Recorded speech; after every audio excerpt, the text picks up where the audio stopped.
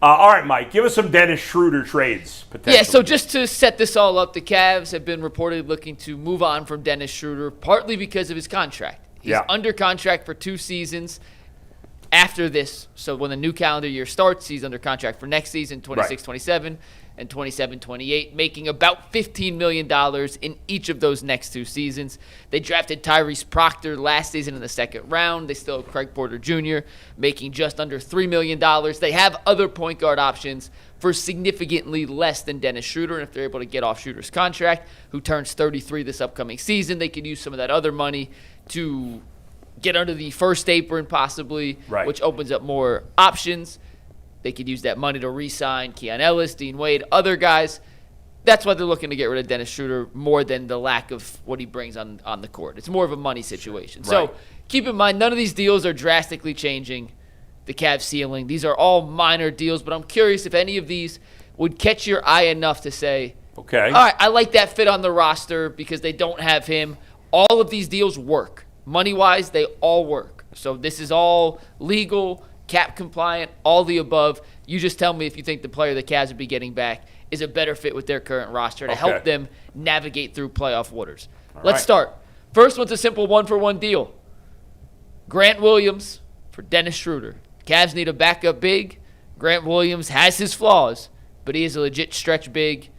A little bit of a character. Some guys like him, some guys don't. But with Grant Williams, I don't know Grant Williams well enough. What do you guys say? He's not very good. Grant Williams is the same size as me. Yeah. He's a stretch 4. He's 6'5".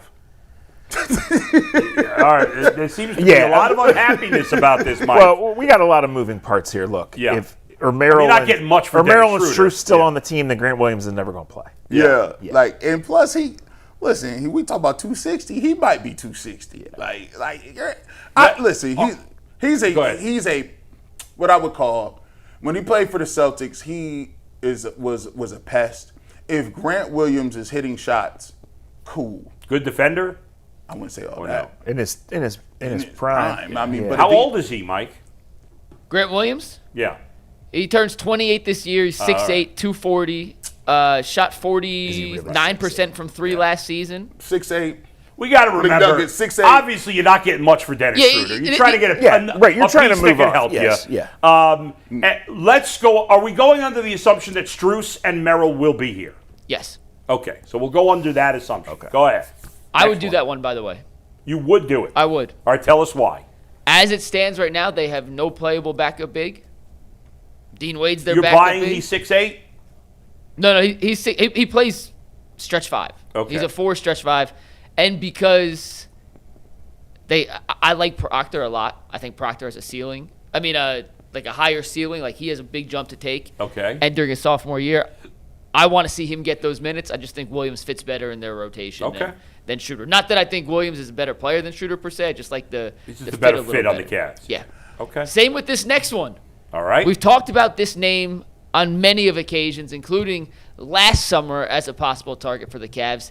He signed a deal with Houston. I'm talking about Dorian Finney-Smith. We've been talking about this guy for 10 years. And then got buried in Houston because they have a plethora of wings and they need point guards. Reed Shepherd was their primary ball handler last year after the Fred VanVleet injury. They're looking for a point guard. These two make the same amount of money. Finney-Smith actually has an extra year on his contract past Schröder, so you're signing up for a little longer-term commitment of Finney-Smith. But he's a legit 3-and-D wing, which we know the Cavs don't have a ton of. If I'm the Rockets, I'm doing that in a heartbeat. I mean, they need what Schröder brings. Yeah. Now, there's a reason Schröder's on 13 teams in 3 years, right? He wears out his welcome. He wears out his welcome. He's not that good.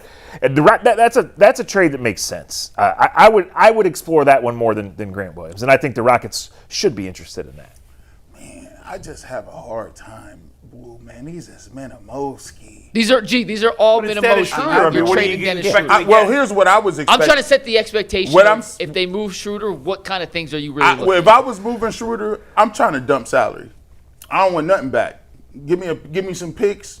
It makes perfect sense, but that's tied to what your next right. I want nothing back. There's got to be you got to match the money in any trade. Yeah, right? You can't get nothing unless back. A team has $20 million in cap space and just wants to take on Schröder. But how many teams have that? The Nets? Not even after some of the there's not options just to dump Schröder. They could waive Schröder and stretch him like they did with what they did Yeah. with Lonzo Ball, but if you're going to I would get make- off, might as Schroeder, well you're get gonna off Schroeder. I would make this deal. Finney Smith's been a solid I NBA. guess. Yeah, okay. None of these trades are going to get us excited. Nope. Yeah, this is just setting Yeah. the realistic expectation because Right. the Cavs are actively, according to multiple reports from multiple people I trust, they are actively trying to get off the contract. What kind of thing could you get in return? I think these are some realistic options. Deal number 3 with the Nuggets, who have no backup point guard currently behind Jamal Murray. Would you do Zeke Naji and Day'Ron Holmes? Never even heard of those two Yes. guys, so you're going to have to school me up. Zach, I know you know at least Day'Ron Holmes, Yes. a Dayton first-team Yes. All-American. He may have been Player of the Year 2 years ago.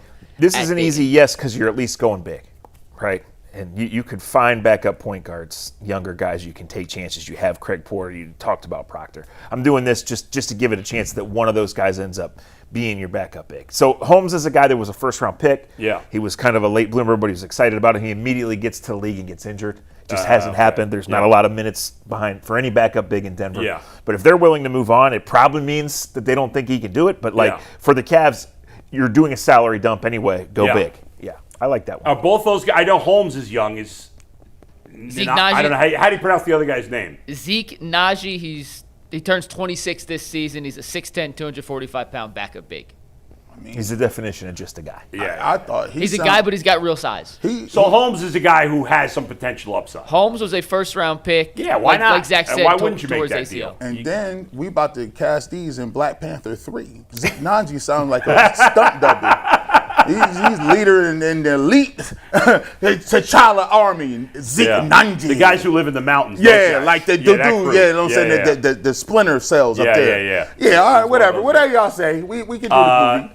What's Holmes, like best case scenario, what could Holmes be, you think? So backup you center, actually like- may remember Holmes because when they drafted Jalen Tyson, Yeah. Day'Ron Holmes was the guy I was like, hey, if he's there, I want him. I like want him. him. I want him. He ended up going, I believe, 2 picks after Tyson. Yeah. And so far, shout out to Kobe Altman for making the right choice. Tyson's Yeah. been the better NBA But player. Holmes has been hurt. Thus far, Holmes has been So hurt. both of these guys are backup centers? Holmes he's like 6'10", but he's more of a stretch 4 than a real center. Zeke Naji's just a big rim run center. So it would just give him some size. One guy, Najee, that could play a couple of minutes, and the other, maybe if everything goes right, he's a legitimate backup big, Yeah. playing 15 minutes a night. Of all the deals, that one's my favorite. Okay. To Zach's point, you have upside in Holmes, a guy I really liked coming out of college, and you have 2 guys with playable size. The Yeah. Cavs right now don't really have anyone on the bench, and I'm not including Dean Wade because he's an unrestricted free agent right now. They have no playable size behind their 2 bigs right now. That would give you 2 guys, both on cheaper deals. You save a little money to get off Schroeder's All right. contract, and it I think opens up a I'm in runway for that. Tyrese Proctor. I'm in for that. All right, next one. Another name you heard before. Remember Royce O'Neal? We've been talking about him for like 17 trade deadlines. Oh, in this case, you'd have to give up a 2033. 2033 second-round pick because O'Neal's entering the final year of his contract. To get off 2 years of Schroeder, Yeah. their deals are about the same. You got to give up a long-term future How second. old is Royce O'Neal? Hasn't he been around a while? He's not the same player he was when we first started talking about Royce O'Neal in trades about 7 years ago, but he still played a decent bit last year. He played 24 minutes in the playoffs, averaged 8 points per game for the Suns in their sweep they got swept by the Oklahoma City Thunder in the And regular how old season. is he, Mike? He's 33. Just turned It's the 33. same trade as Dorian Finney-Smith. They just have different Yeah. contracts You're coming just back. saying Royce O'Neal's a little better, so Yeah. in that trade you had them getting the second-round pick. Well, it's more the contracts. O'Neal's Oh, entering the the final contract. year of his Okay, deal. You're Finney getting Smith. O'Neal now, and then you're trying to probably flip him potentially at the deadline because he's an expiring. Right, Mike? Or I mean, you could use him as your. Or he becomes your ninth guy. Yeah. Yeah. He had a better season than Finney Smith last year in the regular season. 29 minutes, 10 points a game, shot 40%. How from big is three. he? He's listed at 6'6", 225. He's got real wing size. Not Okay. huge, but real wing size. And is he a good defender? 4 years ago in his late 20s was a really good perimeter defender. Now Yeah. he's smarter defender, but doesn't have the lateral quickness All to right. still So be he kind of could a lockdown guy. He could play Dean Wade's role He would help, as yeah. a better offensive player, maybe not quite as good defensively, Very good way to think of it. but not terrible, but not bad. Not bad, Yeah, no. yeah. Okay. And the last deal, highest offensive upside of any player we've mentioned, probably the lowest defensive upside of any player we've mentioned. But how about flipping him to Mavericks for Caleb Martin and a second-round pick? I thought the Cavs didn't have a second. Oh, the Cavs are getting. Cavs are getting a second. Cavs Okay. are getting a second round pick. This one doesn't move me at all, for what it's worth. Yeah, I mean, the you're same. you're hypothetically getting some offense there Yeah. from Caleb Martin. And in this draft, maybe a second round pick would have some potential value. Sure. It's a deep draft. All these moves are linked together with what you're going to Right, do right, next right. week. Are you going Yeah. to trade the pick? Are you thinking you're going to get somebody that can actually help you? Or are you looking for a complete down the road? Yeah. All this uncertainty with a lot of things, really. The top Yeah. of the roster. Yeah. I mean, I guess. Well, you did say Donovan ain't signing. He's not signing no offer sheet, or he's not signing no extension this Yeah, summer. So right.